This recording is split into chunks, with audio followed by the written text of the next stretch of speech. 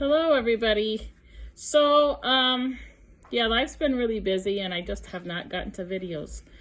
Actually, I do have an idea for one that I want to do, but I'm going to wait until after Hanukkah this week and then I'll do that one. And it's interesting because it's actually ironic that I've had that on my mind since a friend of mine on MeWe mentioned a certain verse, and I don't want to get into it too much, but I think you guys will actually, let's go ahead and do it. And yeah, let's go ahead and do it because it's going to go along with what I have to talk about. I was going to mention Father Frank Pavone. And the thing is a friend of mine and me, we mentioned a verse, and I do believe actually I may have done a video on it before, but I don't care. I'm going to do it again anyway, because since she mentioned that and I tried to do my little retort, it's a common thing that Protestants bring up, and I'm not Catholic, and I will say that, which you guys know I'm not. But if we're going to talk about things, we need to really talk about them correctly, and we need to not cherry pick, because if we do that, we're just going to push people further away. I will say this, that people in the Protestant faith as well as the Catholic faith have a lot of waking up to do. A lot of people have been waking up to a lot of truths, but we've got a lot of waking up to do. We have to wake each other up. And the only thing I hope with Father Frank Pavone, hold on. Anyway, I want to say first of all that I stand with Father Frank Pavone on this, because the only reason why they're coming after Frank Pavone, which we know, is because he's not woke. That's the reason why, because he's not towing the line. That's why, there's only one thought. There's only one wave of thought, and he's not on that wave. He's not towing the line like they want him to. And you know what? At this point, either the Catholic Church needs to stand with him, or just fall apart, in my opinion. They're obviously, I have a lot to say against the Catholic faith, but I have a lot to say against the Protestant, a lot of things that have been taught on both sides. But I want to go ahead and bring this up. So the whole thing on Father, calling no man Father, hold on, because we'll go ahead and do it. Okay, so it's Matthew chapter 23. I actually think it's a couple other books, because I was thinking it started on chapter 12 in one of them. But anyway, we'll go with Matthew chapter 23. And it says, starting with verse 1, "Then Jesus said to the crowds and to his disciples, 'The scribes and the Pharisees sit on Moses' seat. So practice and observe whatever they tell you, but not what they do. For they preach, but do not practice.'" Rewind. "The scribes and the Pharisees sit on Moses' seat. So practice and observe whatever they tell you." So in Catholicism, of course, they're going to teach some things that you're going to disagree with. But as far as the verses in the Bible, that's why we, thank the Lord, have the Bible now in languages that we can read and understand. And we need to go and read it for ourselves completely, because it could be something that they say is true. In our case, that's what we would have to do, because they also do teach some things that are true. No matter where you go, no matter what church you're going to, don't take anything for granted. Go back and read it also. Go and study it also. Anyway, so practice and observe whatever they tell you, but not what they do. For they preach, but do not practice. See, that was the problem. They preached, but they didn't practice. They were hypocrites. That's what this was supposed to be about. It's not, don't get hung up on the call no man Father, and that's what this is about. It's not about calling no man Father. It's about them being hypocritical. So it's about doing what's right. Whatever they teach us is correct, do that. But don't copy their behaviors. That's what it's about. They tie up heavy burdens, hard to beat, and they lay them, hard to bear, and they lay them on people's shoulders, but they themselves are not willing to move them with their finger.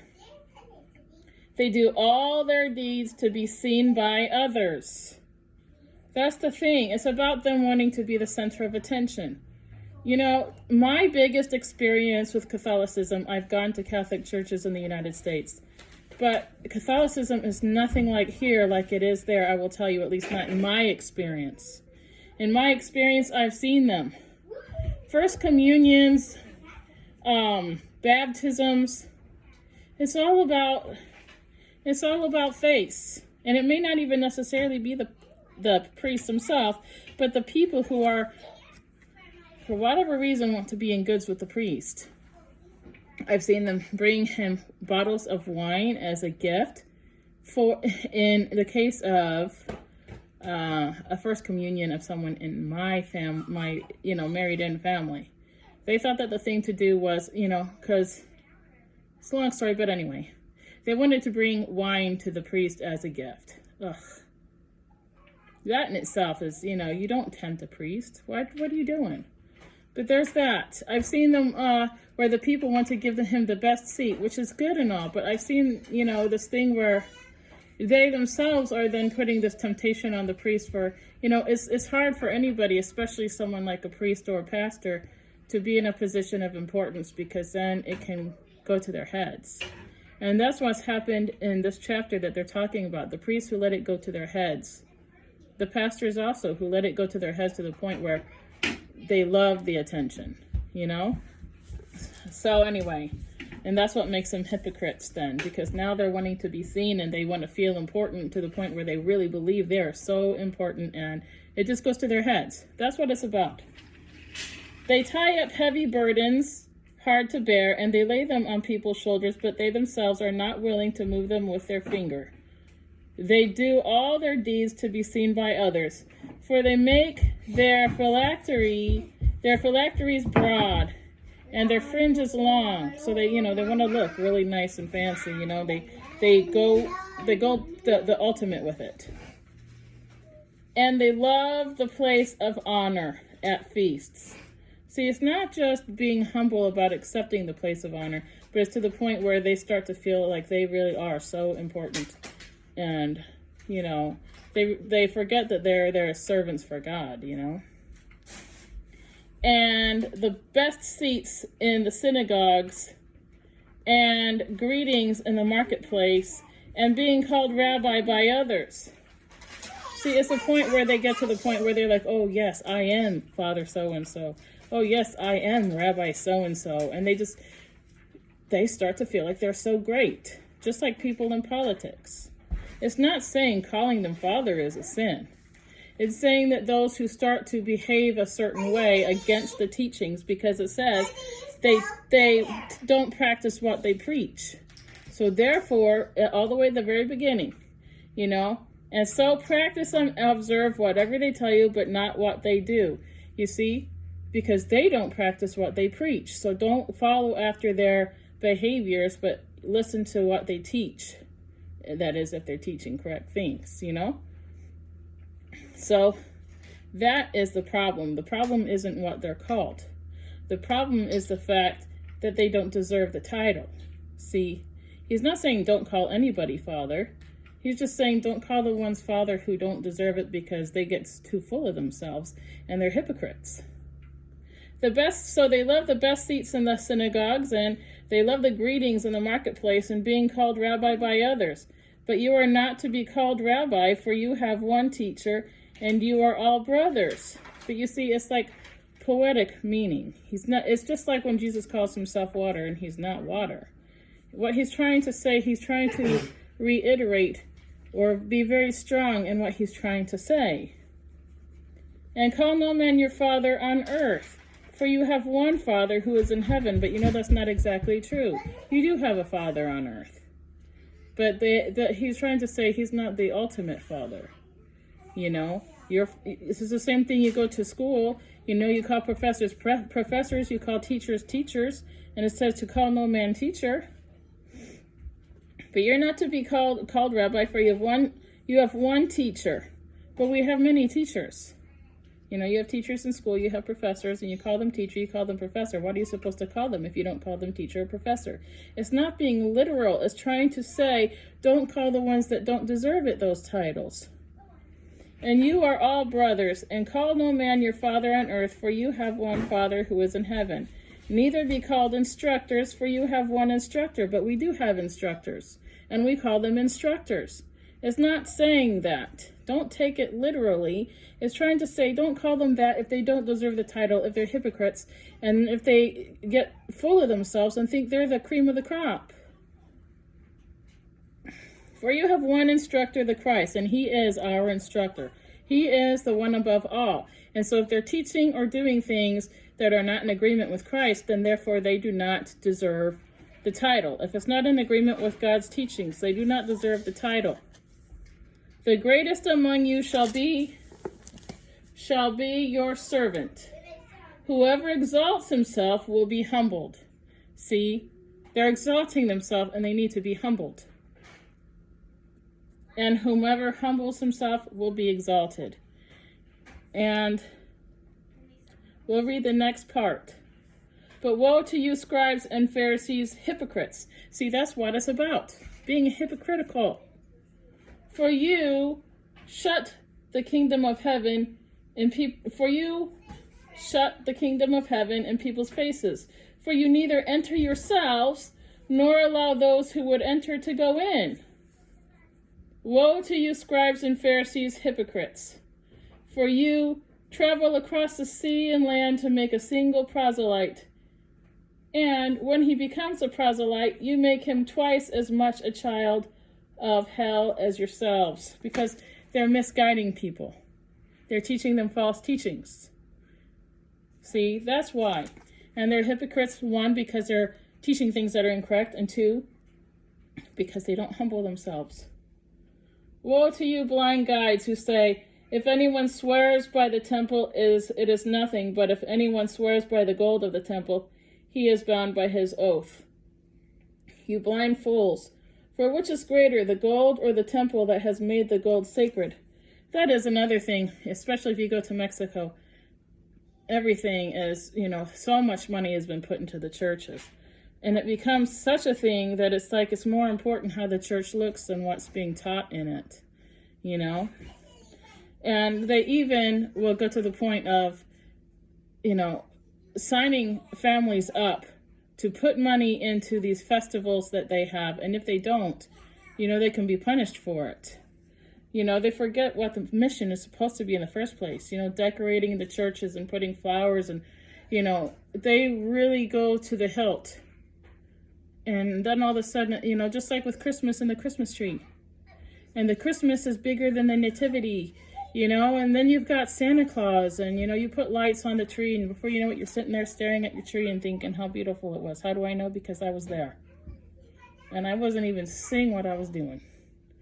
And that's what I'm saying. We need to wake up, and it's really hard to give things up. We want Muslims to give up Ramadan and, their Quran and everything else. But we can't even give up a Christmas tree that has nothing to do with Jesus.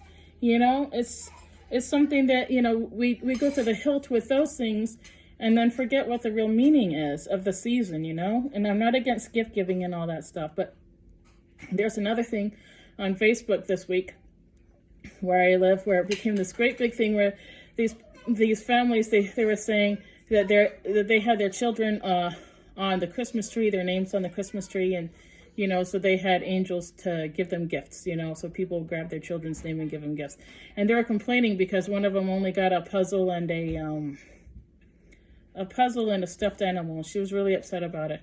And in a way, I can understand her feelings. She wanted more gifts for her child. However, 3 years old, your child's not going to know the difference. They're really not at 3 years old. They're not going to be like, oh, that's all I got. They're just, at that age, they don't know. They don't even have to have gifts at all that young. By the time they're 5 years old, they're going to start catching on, But you can keep them away from it before then. They don't know. You could give them one gift, 2 gifts. You could go to Family Dollar and get a few things that they would enjoy, Anyway, so they were really upset about it, and to the point where the more importance, or all the importance, was being put on those gifts instead of the reason for the season. Anyway, And you say, if anyone swears by the altar, it is nothing. But if anyone swears by the gift that is on the altar, he is bound by his oath. You blind men, for which is greater, the gift or the altar that makes the gift sacred? And in our case, which is greater, the gift or the meaning of the season? You know, people put so much importance on whatever, and they lose the focus of the fact that we're supposed to be thinking about God and celebrating God, you know, and celebrating Jesus, you know. And for us Messianics, we do Hanukkah, but yet we also keep our focus on Jesus. You know, we really need to do that. That's why every night we do readings. You know, we don't just do the 24th at night or the 25th, which is nice if you go to a church and you have a nice service. I don't go because I think that the Christmas tree shouldn't be in the churches personally. But in any case, if you're keeping your focus on Jesus and the reason why you're celebrating, you know, but a lot of people, they've forgotten that, and they just do the tree and Santa Claus, and they put a lot of emphasis on Santa Claus.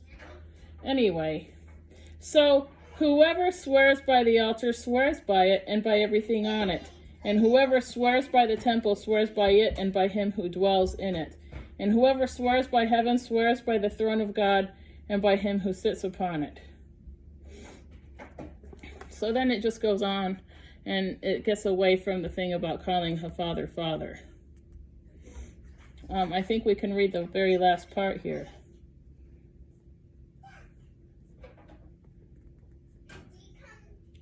Well, I think that kind of gets off of it. But actually, hold on.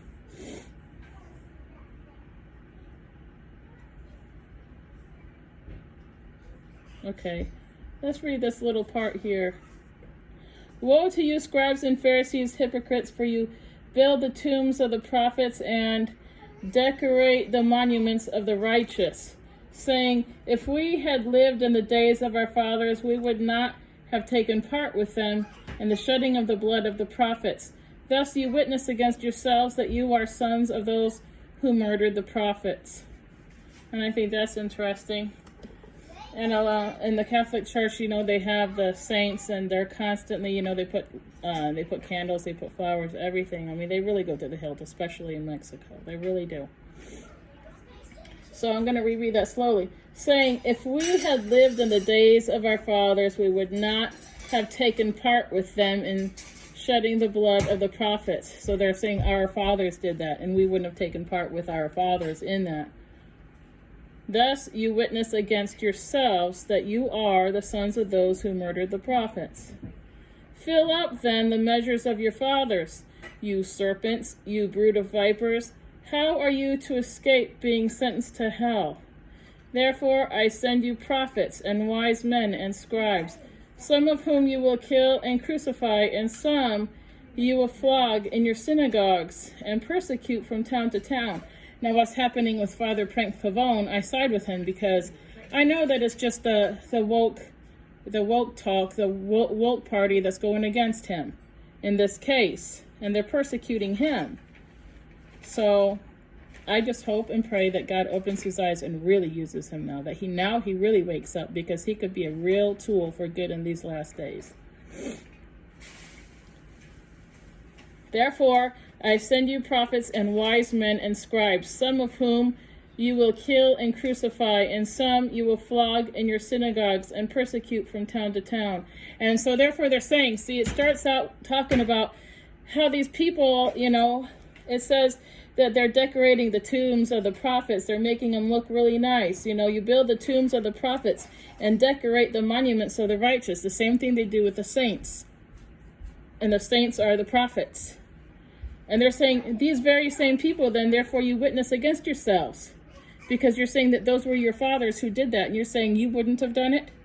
But yet you're going to do the exact same thing to the messengers of your day. And that's what they're doing. To the messengers of their day. Father Frank Pavone, like I said, he's Catholic, and they teach things that I don't agree with. But he was saying some good things, and that's why they came against him. And that's why I pray he really wakes up now, that God really speaks to him now and really uses him as a tool for good, because he can really do good. He's got a massive following. Well, maybe not massive, but pretty good size, right? And if, I really believe, I just pray Now that God really uses him, but they're saying they're saying you are all saying that you wouldn't do the same thing that your forefathers did, going against the saints. You decorate their tombs and stuff. The Catholic people, they decorate everything for the saints, for the prophets that have died. They go to the hilt with it. Candles and flowers all through the church, celebrating saints on certain saints' days. Okay? But yet what are they going to do? Now they're attacking their own priests. The ones who actually do want to teach something good, that are trying to teach something good, that have some good understanding, and they're trying to stand for at least morality, and what did they do to Frank Pavone? They defrocked him for it.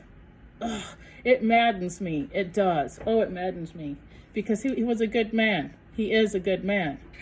Like I said, obviously he's a priest. And the thing is, you're going to believe what you're raised in, and it takes a lot of strength and courage to come out of it. It took a lot of strength and courage for me to come out of my little beliefs that I had with the Christmas tree, and the Easter eggs and stuff like that.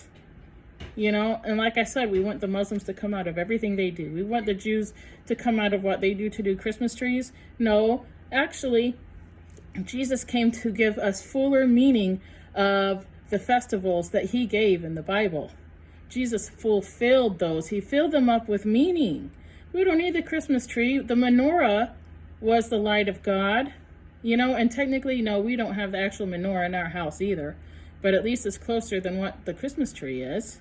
And in any case, they want to come after the people who tried to say, no. I've been attacked just over that. And I try to be very ginger with it. Maybe it doesn't seem like I'm being very ginger in this video, but that's also because I feel really bad about what's going on with, Father Frank Pavone right now. Ugh. Makes me mad. And the very fact that just a couple days ago, my friend and me, we had this big thing about not calling people father. And it's just like, no, we can't cherry pick. That's what causes more division. If we're going to come together, we need to come together in truth, in faith and in truth. That's what we are supposed to want to do. And we've all been divided up into so many denominations because none of us wants, and this thing of, oh no, we don't want to be Jews. We're not Jews. Ugh. No, but technically we are. Because we're all sons of Abraham, and we're all sons of Moses. Father Abraham, the song? Well, he was a Jew. Jesus is a Jew. If we're sons of a Jew, then we're Jews. We may not be Jews by birth, but we're Jews by birth through baptism. Anyway, this video is getting long, so I'll try to finish it up a little bit. So anyway, so that on you may come all the righteous blood shed on the earth from the blood of innocent, able to the blood of Zechariah, the son of Berechiah, whom you murdered between the sanctuary and the altar. Truly I say to you, all these things will come upon this generation. And now it's really coming upon this generation. And it's going to come upon this generation that is our children's age. I believe we're in the last times. I really do. And I think that it's really their generation that's really going to see it, which means we are too alongside them, their parents, and it's getting scary.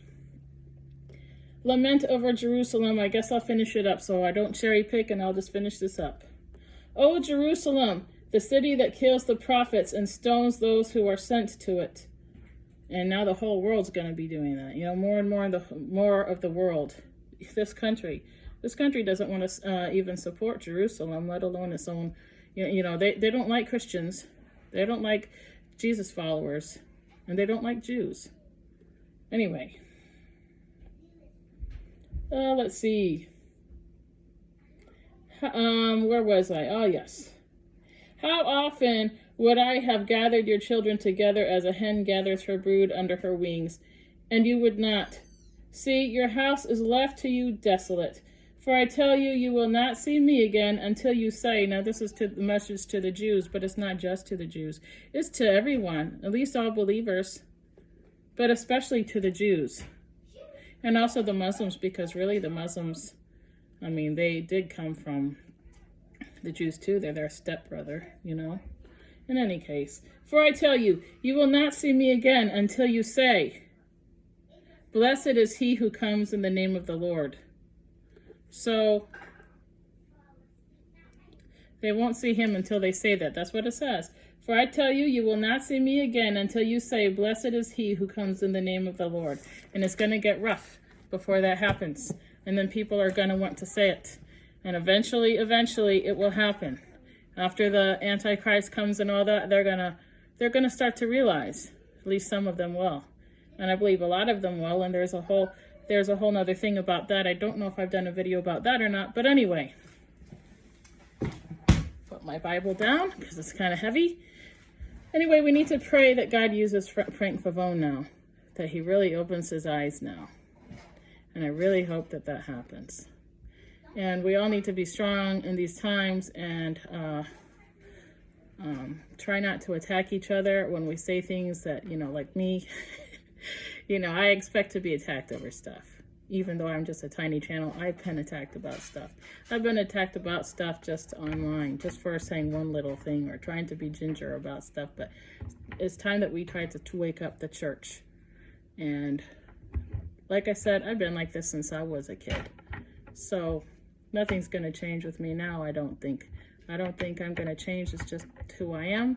And I'm going to keep trying to, even though I know even I will be attacked. And if I'm going to be attacked, people who have big followings, imagine. That's why Frank Pavone's being attacked, because he has a big following.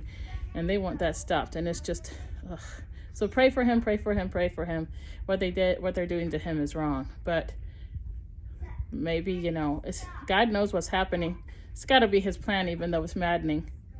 And God says that we're going to be more and more unhappy with the way things are going in the end times. But it's got to be God's plan, and I just pray that God uses him, and I pray that he listens.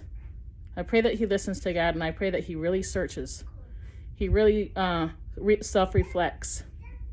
And I pray that all believers really start to self-reflect and start to point the finger inward, because we're always saying, like I said in my other videos, we're always saying, look what they're doing, look what they're doing. But we've got to point the finger inward, and we've got to get things more and more right. We've got to try to understand the truth. And that Christmas tree getting all our attention when our attention needs to be on Jesus. So we don't need no dang Santa Claus. What do we need that for? So what are we celebrating? Are we celebrating Santa Claus, or are we celebrating Jesus? You can't have both. Jesus says that he would rather you be lukewarm. He would rather you be hot or cold than lukewarm. You can't mix their traditions with ours. We cannot mix their beliefs with ours. We cannot mix their celebrations with ours. God says we are supposed to be a people set apart, not a people mixed in with theirs. And it's really hard to be different. You want to celebrate it. It looks beautiful. The Christmas trees, I'm not saying they're ugly. Obviously, like I said, I've had one. I've decorated them. I gave it all up, But that's what we need to be willing to do. We need to point the finger in. We need to clean up the church. Church shouldn't have the tree in it, let alone anything else that doesn't belong in it, Easter eggs and Halloween. We don't need to mix that stuff. It's hard to be a true believer, and God says that narrow is the path that leads to righteousness, and few are they that go up by it. We really want to be part of the group. We want to be one of them, and we want to bring people into the church, but they never told us in the Bible that the way to bring people in, the way to fish, is to bring their traditions into the church. We were supposed to fish by giving them the spiritual guidance that they so long for. God's word is supposed to be the food, not their traditions. We're not supposed to use their traditions as bait. We're supposed to use God's word as bait. Anyway, so here's my little setup here. But I also do have this. Why? Because I came from, Christianity, Baptist, Lutheran, Methodist. Those were the churches I mainly went to. As an adult, Methodist is what I was.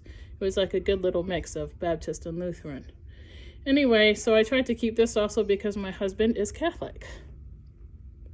And he does listen to me a lot, and he understands a lot. But it takes a lot of strength to step away from those traditions when that's what your family does and, what you grew up in. And all your friends are, you want to belong. And he definitely has that issue. He wants to belong. But many times he's come to the point where he realizes, or he's had a friend tell him, hey, this, that, and the other thing. And he's like, that's what my wife has told me. Well, so there's that. Pray for my husband too. But anyway, so I do have that. I don't have a tree, but I have that.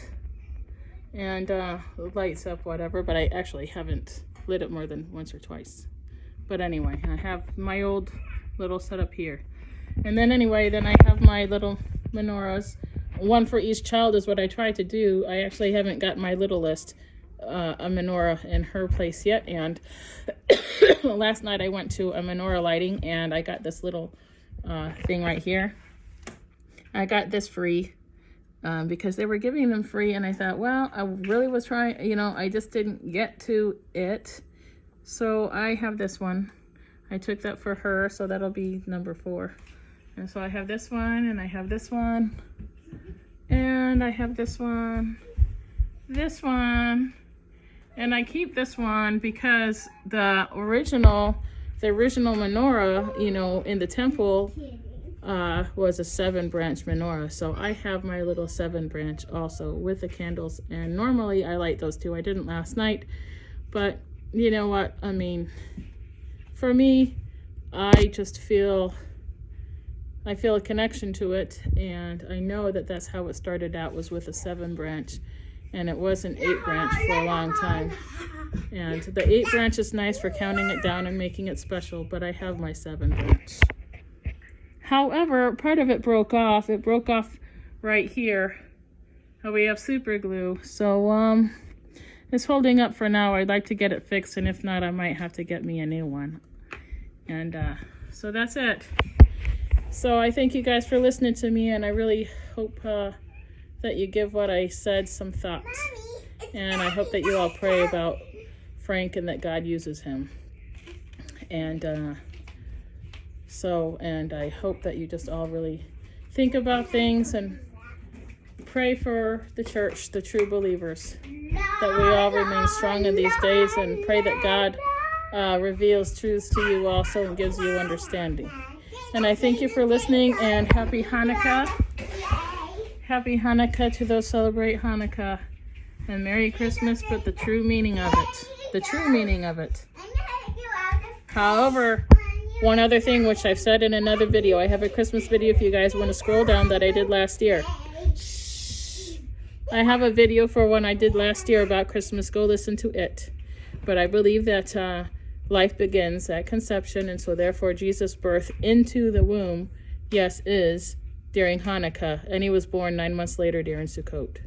So that's why I also will have this up, just because a whole story began when she became pregnant. You can't have the beginning of the story without the end.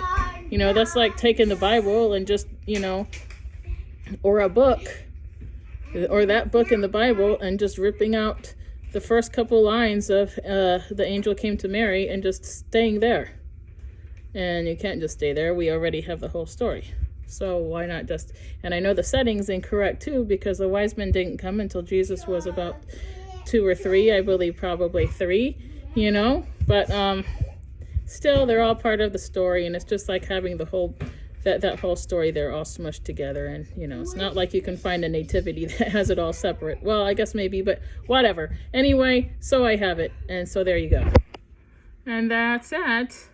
That one and this one. So Merry Christmas and Happy Hanukkah. And I hope you come back. Hopefully so. All right, well, take care, everybody. Bye-bye.